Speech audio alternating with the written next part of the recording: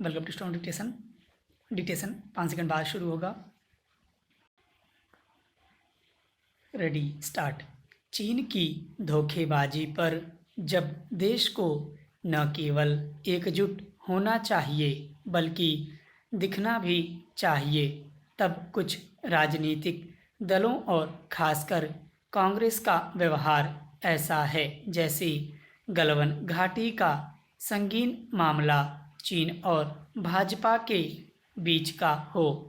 राष्ट्रीय सुरक्षा के इस गंभीर प्रसंग पर कांग्रेस के नेता राहुल गांधी के बयानों को देखकर तो यह लगता है कि वह मोदी सरकार और खासकर प्रधानमंत्री नरेंद्र मोदी से हिसाब चुकता करने के लिए ऐसे ही किसी मौके का इंतज़ार कर रहे थे।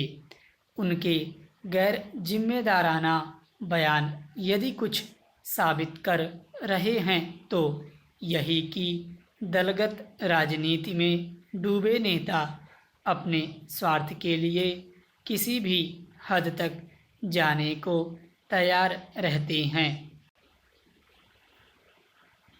आखिर राहुल गांधी प्रधानमंत्री के लिए ऐसे बिगड़े बोल बोलकर क्या हासिल कर रहे हैं कि वह कहाँ छिपे हैं, बाहर क्यों नहीं आते? ऐसी भाषा तो प्रधानमंत्री के प्रति उनकी घृणा ही उजागर होती है। वह 50 साल के हो गए लेकिन गंभीरता और परिपक्वता से उनका कोई लेना देना नहीं दिखता।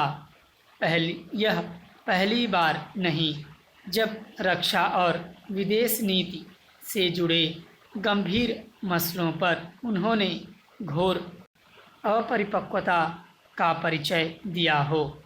क्या कोई यह भूल सकता है कि डोकलाम विवाद के समय वह किस तरह गुपचुप रूप से चीन राजदूत से मिलने चले गए थे?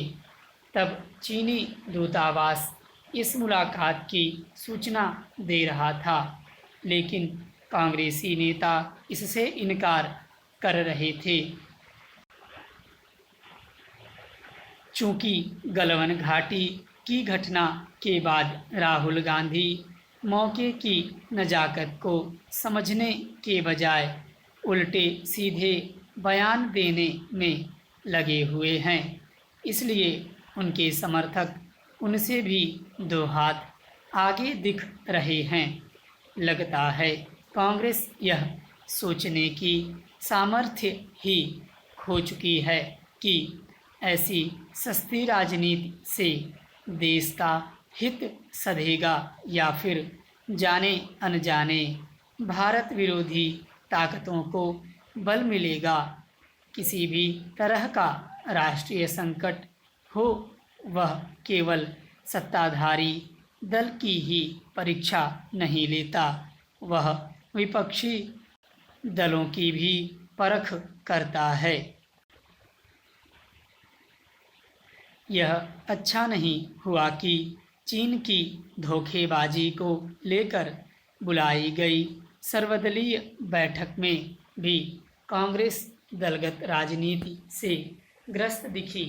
वाम दलों से तो कभी यह उम्मीद ही नहीं की जाती कि वे राष्ट्रीय हितों को सर्वोच्च महत्व देंगे, लेकिन कांग्रेस से इसकी ही अपेक्षा की जाती है।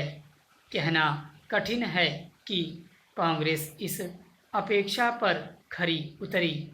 क्या यह उचित और आवश्यक नहीं था कि इस बैठक को दलगत से राजनीति से परे रखा जाता?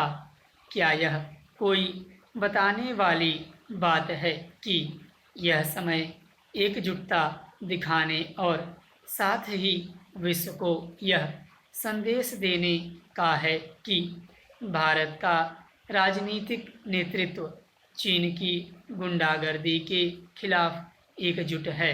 स्टॉप।